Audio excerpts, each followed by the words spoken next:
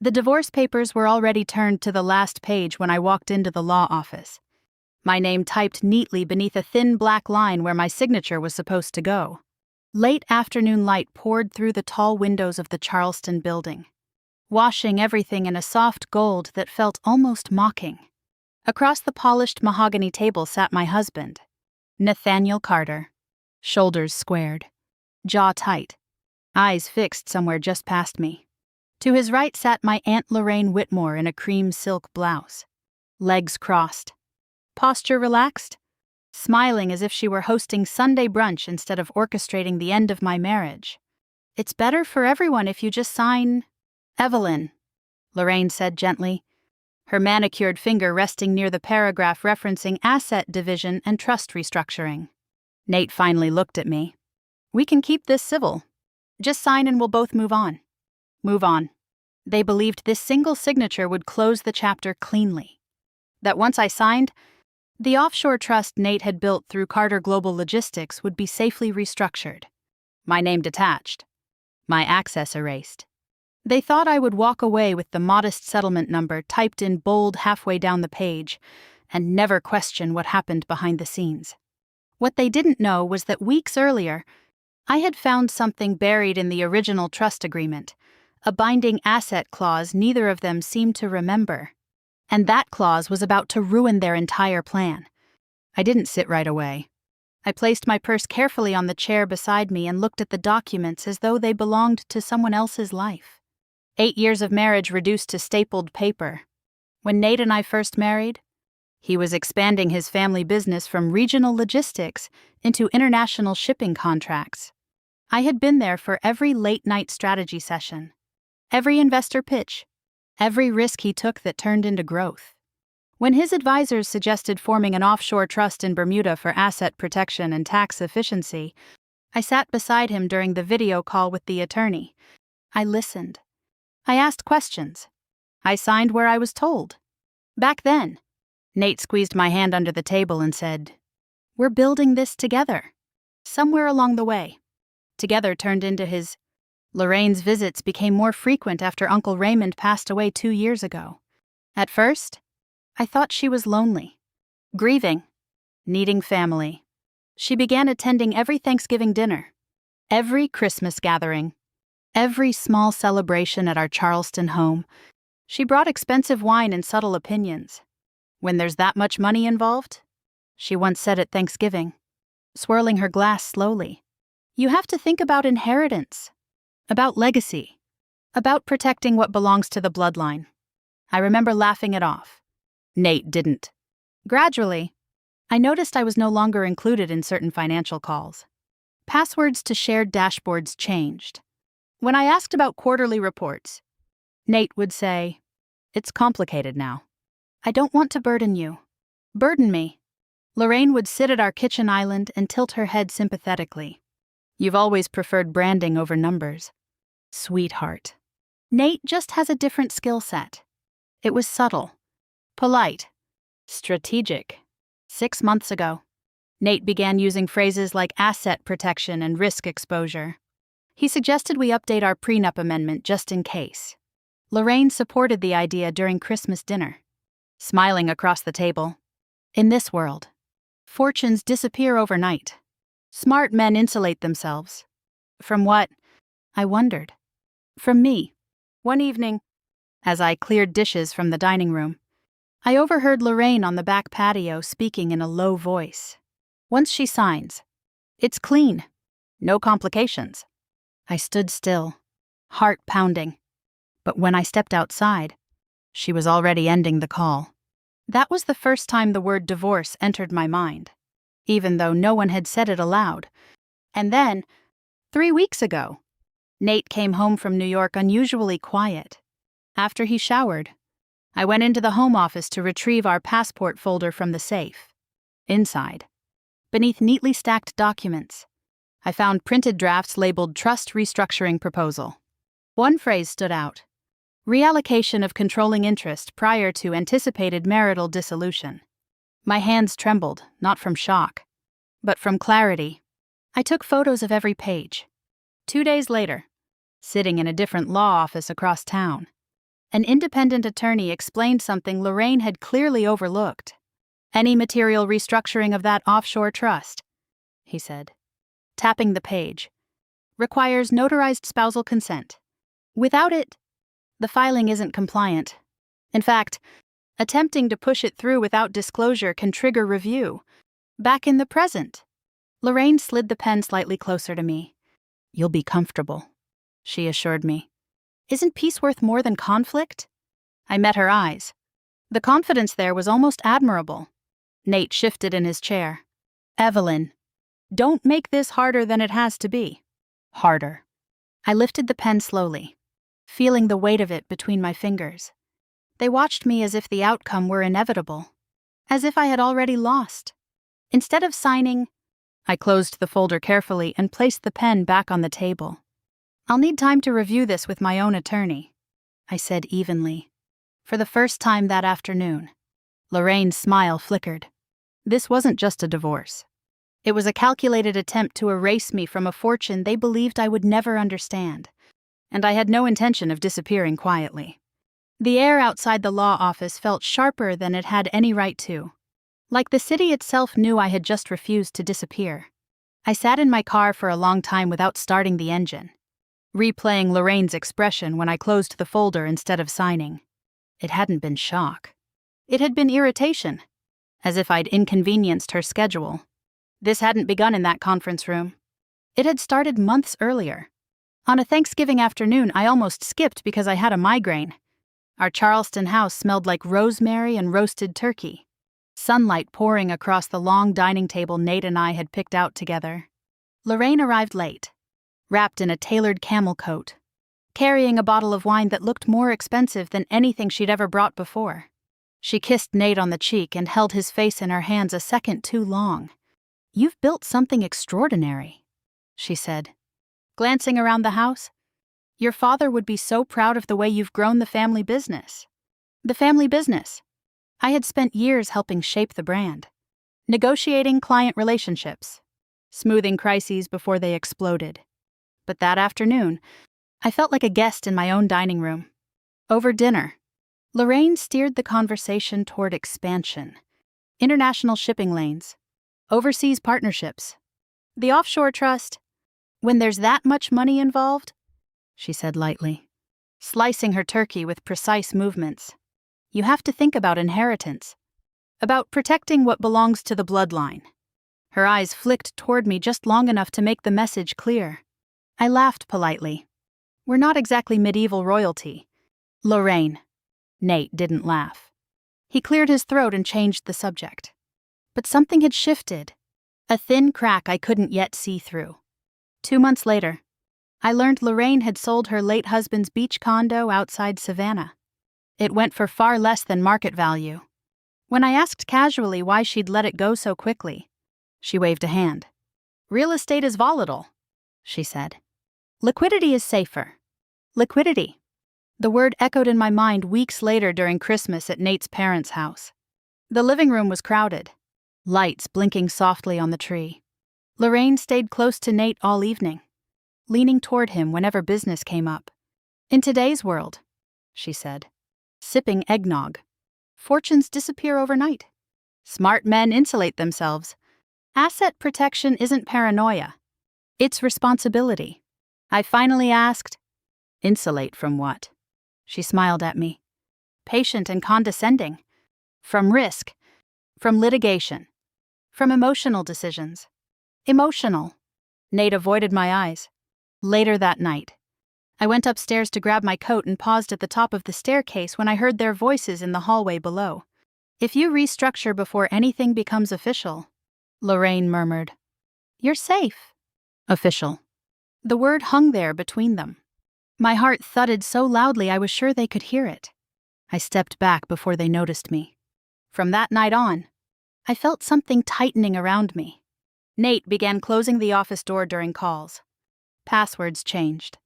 When I asked about the quarterly numbers, he'd say, it's just complicated now. I don't want to overwhelm you.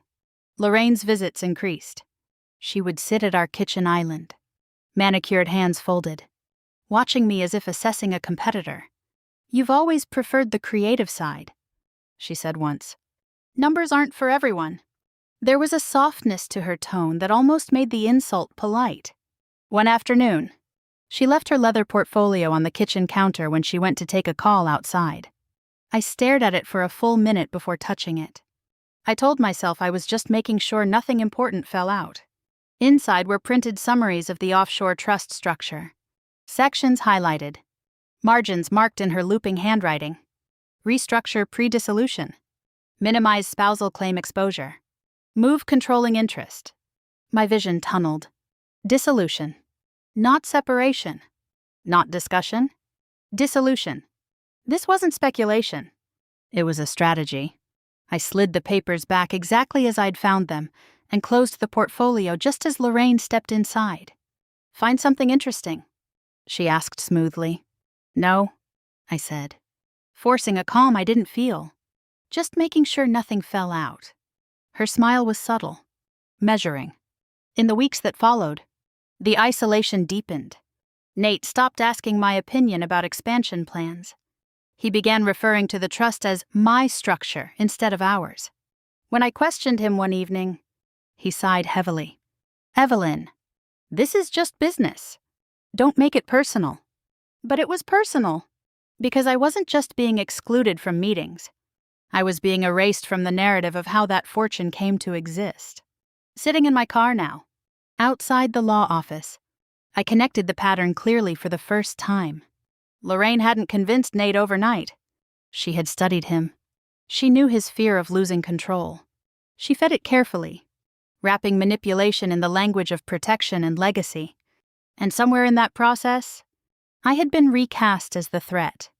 Not his partner, not his wife, just a potential claim. They thought I didn't understand the structure of the offshore trust. They assumed I would sign quickly to avoid conflict. Just as Lorraine predicted. What they failed to realize was that while they were quietly planning my dissolution, I had already begun quietly studying the documents they thought I'd never read. And I wasn't done learning. That night, I didn't cry. I sat at the small desk in the corner of our bedroom with my laptop open. The house silent except for the faint hum of the air conditioning. Nate was downstairs, pretending to watch television. We were already living like strangers.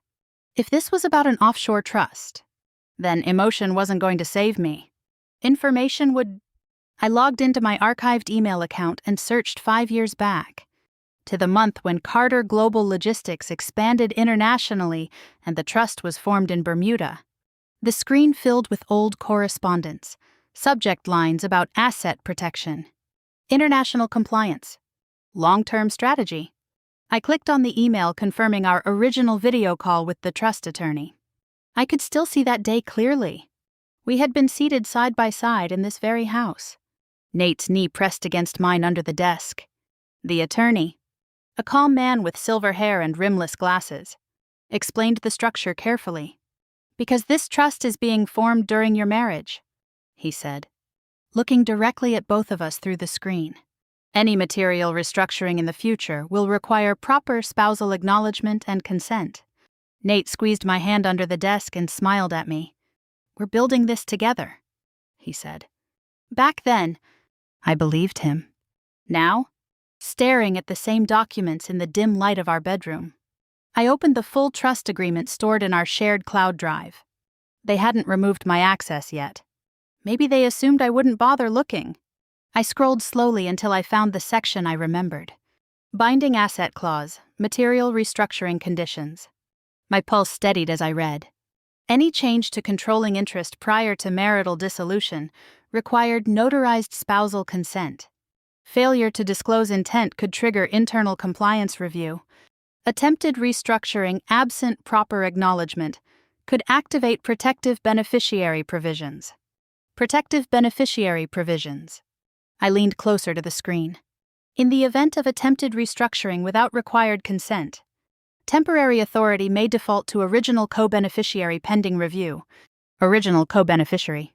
My name was listed directly beneath Nate's. They thought I didn't read the fine print. I opened the photos I had taken from the safe weeks earlier, the draft documents labeled Trust Restructuring Proposal. I compared the language line by line. Reallocation of controlling interest. Pre-dissolution adjustment. Expedited filing request. Expedited. They were rushing. The next morning, while Nate was in the shower, I stepped onto the back porch with my phone and called the Trust Administration office in Bermuda. I introduced myself calmly, using my full legal name.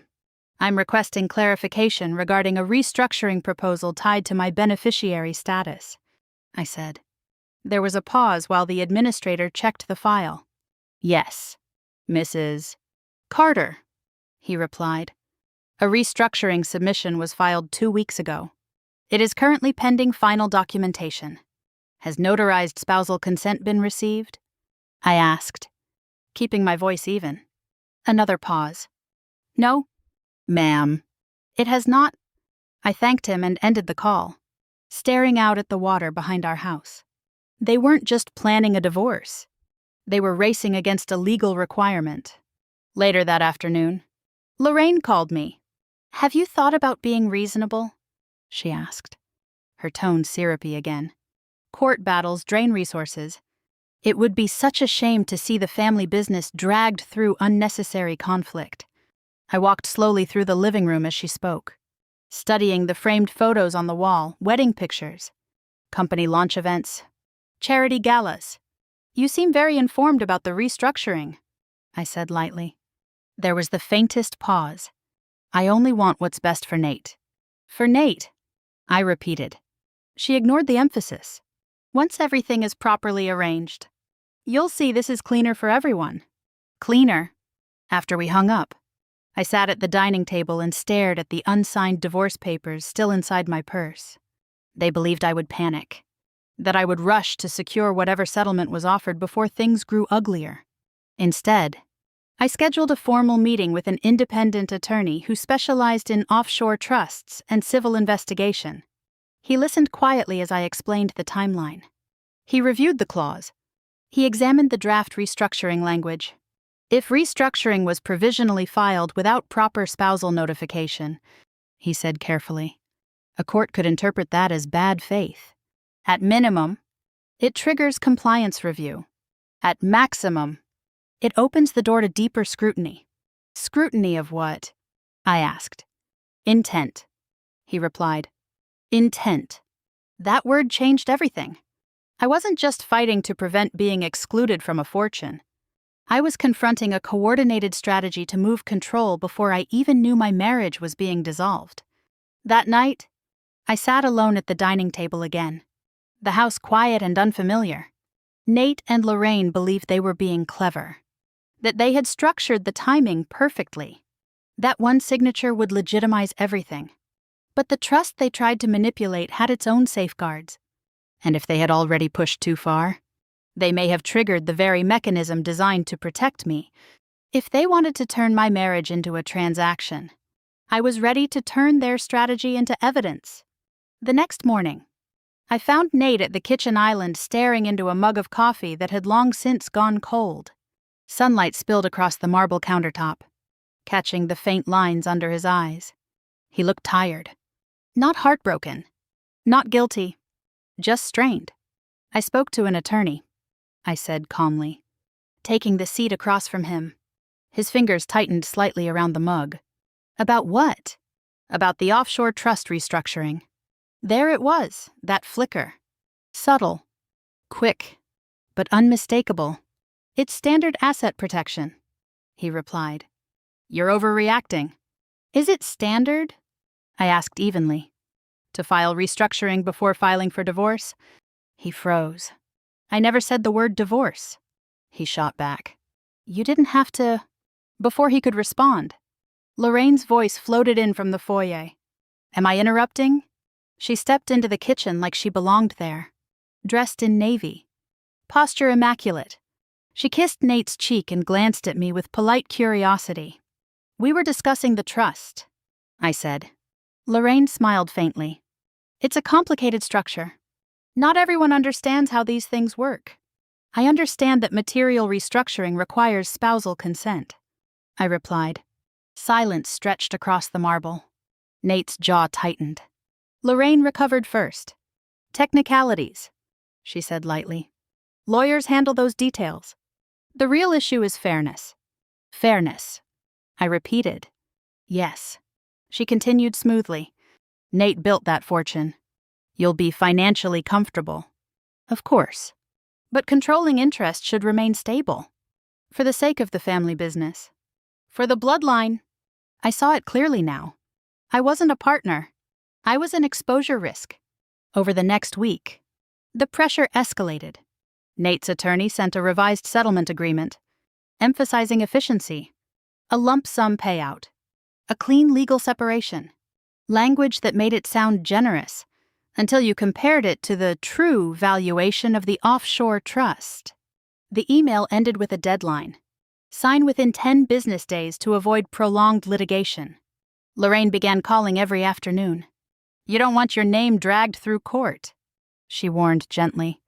It would be exhausting. Public. Messy.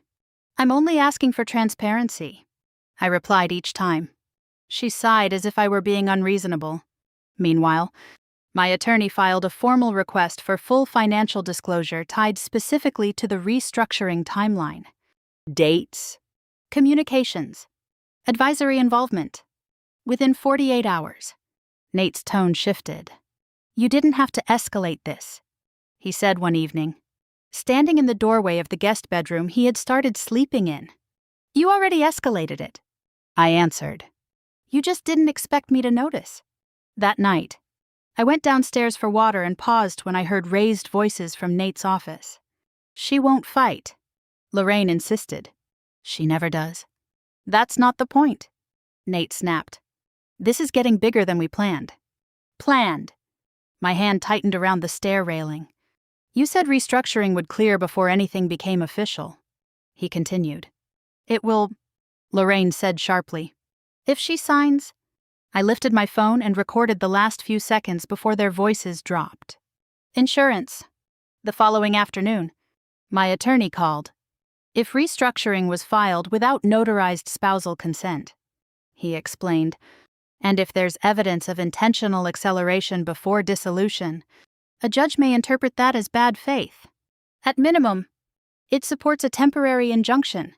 Injunction, I repeated. A court order freezing further restructuring until compliance is reviewed. The word felt heavy and powerful at the same time. That evening, Nate knocked softly on my bedroom door.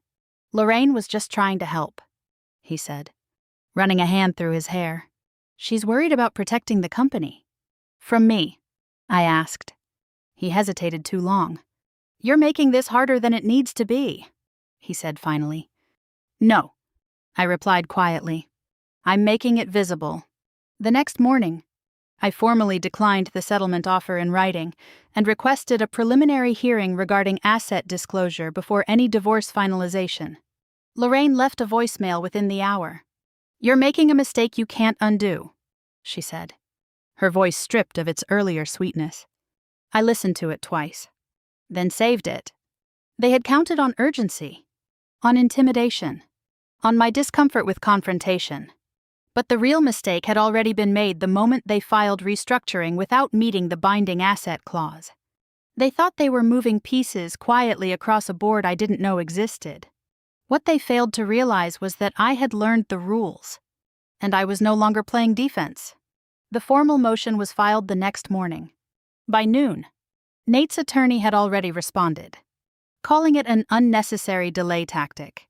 The language was polished and restrained, but I could hear the irritation between every line. They wanted speed. They needed speed. The moment the court clerk stamped our request for full financial disclosure, their timeline began to collapse. Discovery started quietly. My attorney requested documentation tied specifically to the offshore trust, dates of restructuring submission, advisory communications, draft proposals, and any transfer of compensation related to strategic planning. It wasn't dramatic. It was procedural. But procedure is where panic begins. At home, Nate moved around me carefully, as if I were something fragile and volatile at the same time. He stopped mentioning Lorraine altogether. She stopped visiting in person. Her influence retreated behind phone calls and closed doors. 3 days into discovery, my attorney called with a tone I hadn't heard before. "We received partial email correspondence," he said. "You'll want to see this." I drove straight to his office. Printed in black ink were email chains between Nate and an offshore advisory consultant. Lorraine's name appeared in the CC line repeatedly. One subject line made my stomach tighten. Control transition, pre-dissolution. Another read. Consent workaround options. Workaround. My fingers felt cold against the paper. They were exploring alternatives to formal spousal consent. My attorney said evenly, "That's significant." Significant was an understatement. Lorraine hadn't simply encouraged Nate to protect assets. She had participated in conversations about bypassing the clause entirely. For the first time, this stopped feeling like a marital dispute and started feeling like coordinated financial manipulation. That evening, Nate knocked softly on my bedroom door. "Can we talk?" he asked. I let him in. He looked exhausted. Tie loosened. Eyes shadowed. "You didn't have to escalate this," he said. "It was just precaution. Asset protection. That's all." "Then why was Lorraine copied on every restructuring email?" I asked. He hesitated. "She was advising me." "On what?" "How to work around my legal rights." His jaw tightened. "You're making it sound worse than it is." "Am I?" Silence filled the room. He finally admitted the restructuring paperwork had been provisionally filed 2 weeks before the divorce documents were drafted. He said he assumed everything would be cleaned up once I signed. Once I signed, the assumption that I would cooperate had been built into their entire strategy. The next morning, my attorney explained the legal implications more clearly. "A provisional filing without notarized spousal consent," he said, tapping the page, "is enough to raise questions of bad faith. If the court suspects concealment, they can impose a temporary injunction. They can also order review of the advisory involvement." "Review Lorraine?" I asked. "Yes." That word landed heavily. Within 48 hours, we submitted an emergency motion requesting that any restructuring tied to the offshore trust be frozen pending compliance verification. The response from Nate's legal team was immediate and defensive. They argued no harm had occurred because the restructuring wasn't finalized. They insisted the filing was standard asset protection in anticipation of legal separation. Legal separation. The phrase felt clinical and detached, as though our 8-year marriage had been a minor administrative inconvenience. Late that night, I went downstairs for water and paused when I heard raised voices from Nate's office. "You told me this was airtight," Nate said sharply. "It would have been if she had signed," Lorraine replied. My hand tightened around the banister. "You said she wouldn't fight," he continued. "She doesn't like conflict." Lorraine snapped. "You should have pushed harder." "Push harder." There was a scraping sound, like a chair being shoved back. "You didn't tell me copying you on those emails could be an issue," Nate said. There it was. Not regret for deceiving me. Regret for being exposed. I stepped quietly back upstairs before they realized I was listening. The next afternoon, my attorney called again. "If the judge grants the injunction," he said, "restructuring will be frozen. If there's evidence of attempted non-disclosure, the court may consider broader review." "Broader how?" I asked. "Potential civil investigation." Civil investigation. The stakes had shifted entirely. This wasn't just about whether I would be excluded from an offshore fortune. It was about whether their attempt to move control before dissolution would be interpreted as intentional concealment. I sat alone in the bedroom that night, staring at the unsigned divorce papers on my desk. Lorraine had warned me I was making a mistake I couldn't undo, but the real mistake had already been made. They filed restructuring without meeting the binding asset clause. They assumed I would sign quietly. They underestimated how closely I was reading. And now, instead of walking away erased from the trust, I was standing at the center of a legal question that could freeze everything they tried to rush. If they wanted to turn my marriage into a strategic transaction, I was ready to see exactly how far that strategy would stretch under a judge's scrutiny. The Charleston County Courthouse felt colder than I remembered.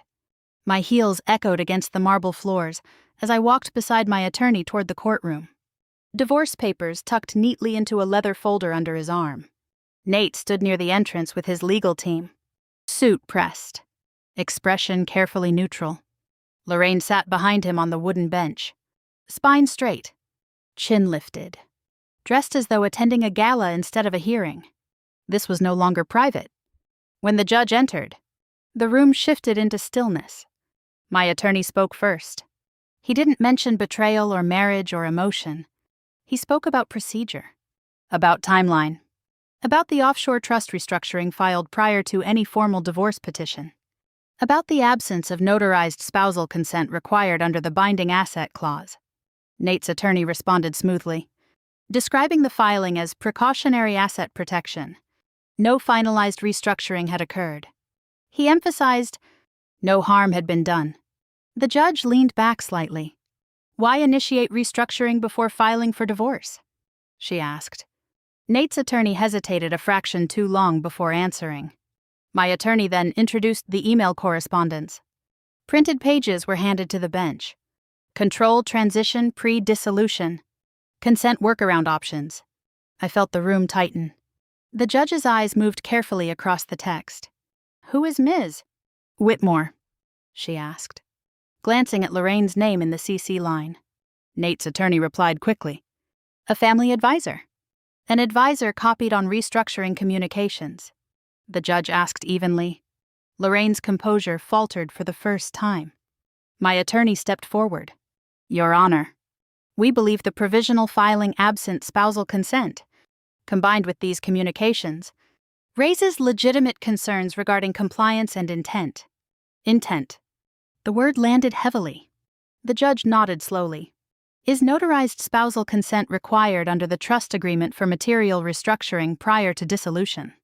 "Yes, Your Honor," my attorney replied. "And was such consent provided?" "No." Silence settled over the courtroom. Nate stared straight ahead. The judge tapped her pen lightly against the desk. "The court finds sufficient basis to issue a temporary injunction preventing any further restructuring of the offshore trust pending compliance review." My breath released before I realized I'd been holding it. But she wasn't finished. "In addition," she continued, "given the communications presented and the lack of required disclosure, the court orders a preliminary forensic audit of the restructuring attempt to determine whether non-disclosure or bad faith occurred. A forensic audit." Lorraine's face drained of color. Nate turned slightly toward her, confusion flickering across his expression. The gavel struck lightly, and the hearing adjourned. Outside the courtroom, tension erupted. "You've blown this completely out of proportion," Lorraine snapped, stepping toward me before Nate could intervene. "You're destroying the family legacy." "I'm asking for transparency," I said calmly. "You were never meant to control that fortune," she shot back. The words hung in the air, sharp and unfiltered. Nate heard them. For the first time, he looked at her not as an ally but as a liability. "Lorraine," he said quietly, "that's enough." She pressed her lips together and turned away. In the parking lot, Nate approached me alone. "I didn't think it would go this far," he admitted. "You didn't think I'd fight," I replied. He didn't argue. "I thought restructuring first would protect everything," he said. "I didn't think it would trigger all this."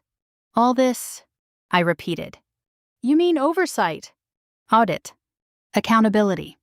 He ran a hand through his hair. The confidence he once carried replaced by uncertainty.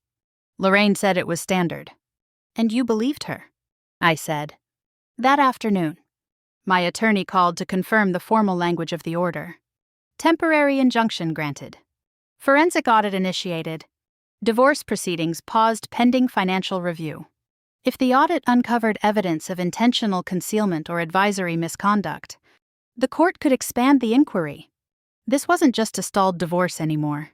It was a spotlight. That night, the house felt unfamiliar. Nate moved quietly through the hallway, avoiding my eyes. Lorraine didn't call.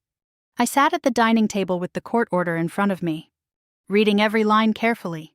They had believed one signature would erase me. Instead, their own restructuring attempt had placed the offshore trust under scrutiny, neither of them anticipated. The structure designed to shield wealth had become the mechanism exposing it. And for the first time since I found those draft documents in the safe, I felt something stronger than fear. Control. What the audit would uncover about Lorraine's role, about her compensation, her advisory influence, could change everything. Not just the divorce, the entire foundation of their plan. The waiting was the hardest part. After the court ordered the forensic audit, the house settled into a quiet that felt heavier than shouting ever could. Nate stayed in the guest room permanently now. We moved around each other like polite strangers sharing a rental. 2 weeks into the audit, my attorney called early in the morning. They've identified consulting payments issued from the offshore trust, he said, to a third-party advisory entity. My stomach tightened. Whose entity? An LLC registered in Savannah. It traces back to Lorraine. For a moment, I couldn't speak. The payments had been categorized as strategic advisory compensation. The timeline matched perfectly with the period when restructuring discussions intensified. The same weeks Lorraine began insisting speed was everything. The same weeks she warned Nate to insulate himself before anything became official. She financially benefited from the restructuring strategy. My attorney continued. And there's no disclosed conflict of interest in the trust records. When I ended the call, I sat at the edge of the bed, staring at nothing. This wasn't just manipulation. It was profit. That evening, Nate asked to talk. He stood in the doorway of the living room, shoulders slumped in a way I'd never seen before. I confronted Lorraine, he said. I folded my hands in my lap and waited. She denied it at first. He continued. Said the compensation was standard consulting. But I didn't know the LLC was hers. She never told me. And you never asked, I said quietly. He exhaled slowly. She said you were going to take half of it anyway. That at least this way the fortune stayed in the bloodline. Bloodline. The word cut deeper than I expected. So I was never family, I said. He didn't answer. The next update from my attorney came 3 days later. The forensic review had flagged Lorraine's advisory entity for failing to disclose a direct financial interest in the restructuring process, under the trust's internal compliance standards. That omission triggered escalation. Possible removal from advisory involvement. Potential civil liability if intent to conceal was established. The offshore structure designed to protect wealth was now exposing misconduct inside its own advisory chain. That night, Nate paced the kitchen. I didn't know, he repeated. I thought she was helping me protect the company. From me, I said. He stopped pacing. I was afraid, he admitted. Afraid of losing control. Afraid of litigation. Afraid of everything unraveling. And so you let her convince you I was the threat.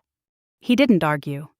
The following week, we received formal notice that Lorraine was being reviewed for compliance violations related to undisclosed compensation. Her advisory access to trust communications was suspended pending investigation. Nate lost temporary controlling authority over restructuring decisions as part of the oversight provisions.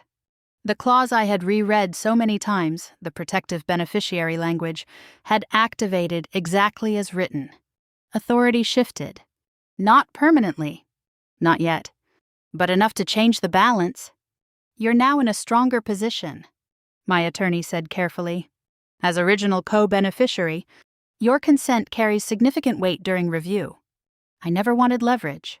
But I had it. Nate asked me one evening, voice low and uncertain. Can we fix this? The question lingered between us like smoke.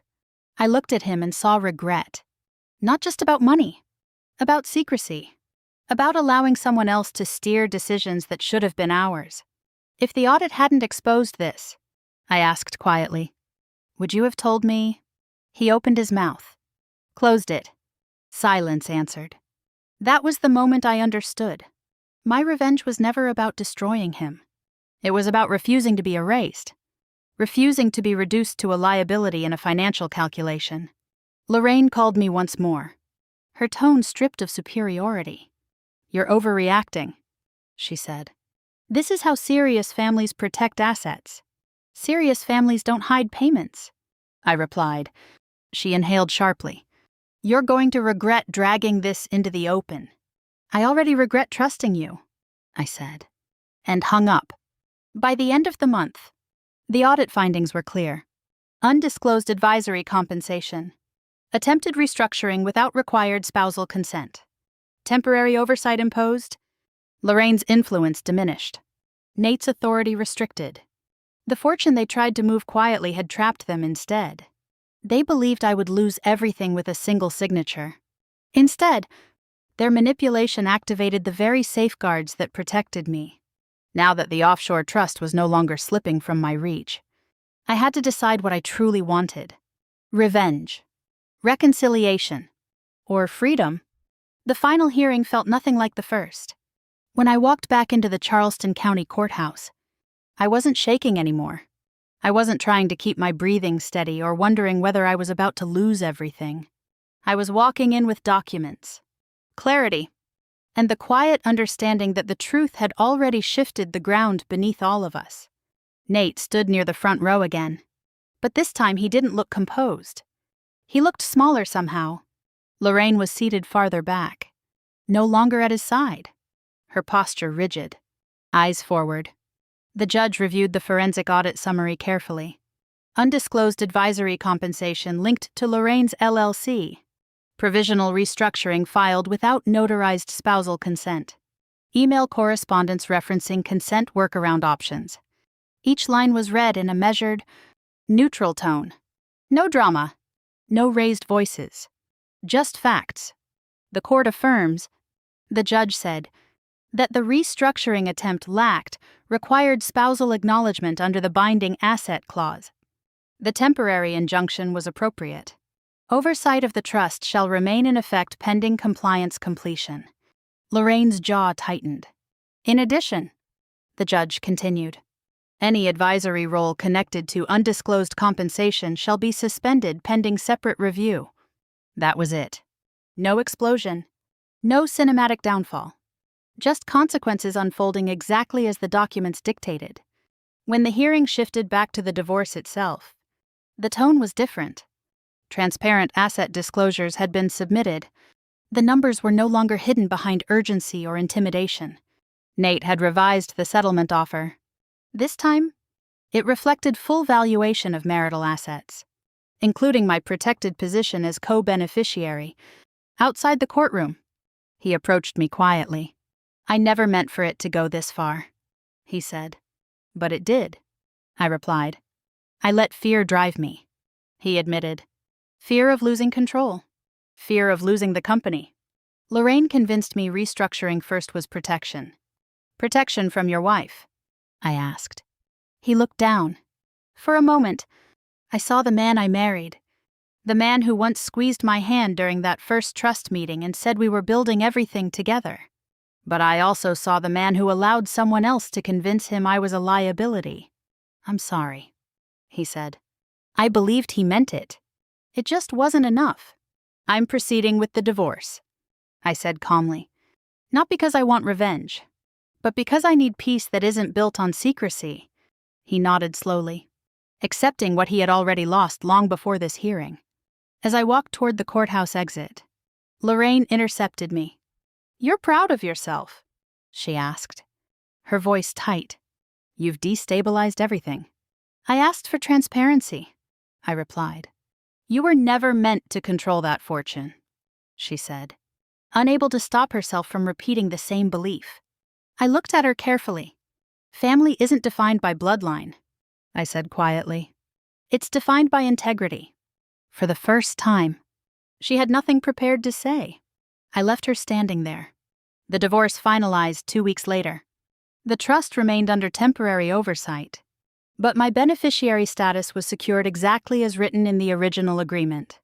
Lorraine's advisory privileges were removed pending compliance review, and the civil inquiry into her undisclosed compensation continued separately. I moved into a waterfront condo on the edge of Charleston Harbor, smaller than the house Nate and I once shared, but lighter. Cleaner. Mine. The first night I slept there, I thought about the moment in that law office when they slid the pen toward me. They believed I would sign quickly, that I would avoid conflict, that I wouldn't understand the structure well enough to challenge it. They thought one signature would erase me. Instead, their attempt to control the offshore fortune triggered the very clause that protected me. Revenge. I realized, isn't always about destruction. Sometimes it's about refusing to be diminished. Sometimes it's about reading the fine print.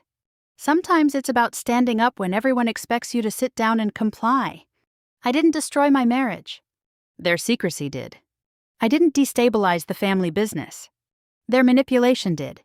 All I did was refuse to sign something I didn't fully understand. If you've ever been excluded from financial decisions in your own marriage, if someone ever assumed you would sign a document without reading it, if a family member tried to convince you that protecting the bloodline meant pushing you aside, I want to hear your story. What would you have done in that law office? Would you have signed to keep the peace? Or would you have risked everything to demand transparency? Share your thoughts in the comments. Your experience might help another woman realize she has more power than she thinks. And if stories about family drama, hidden manipulation, offshore fortunes, and women reclaiming control speak to you, stay with this channel. Subscribe and turn on notifications so you don't miss the next story where the tables turn in ways no one sees coming. Because sometimes, the signature they think will break you becomes the proof that you were stronger all along.